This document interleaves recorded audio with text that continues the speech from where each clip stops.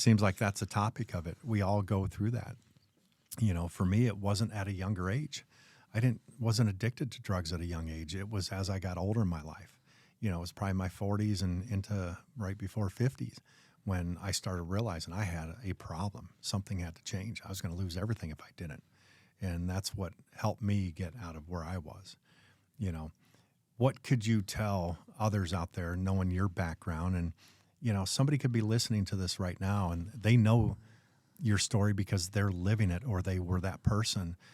And maybe it's just you going back to your younger self back then. What could you tell somebody out there, or somebody that's sitting on their rack right now or on the streets or, out there driving to work and they're struggling, thinking about using again?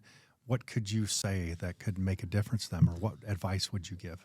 So drugs has always been a part of my life. The beginning part of my life, I was into sales.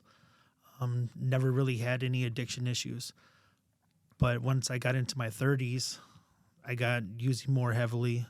Then I changed to a different substance and it grabbed a hold of me. Now I elect not to be around individuals that use.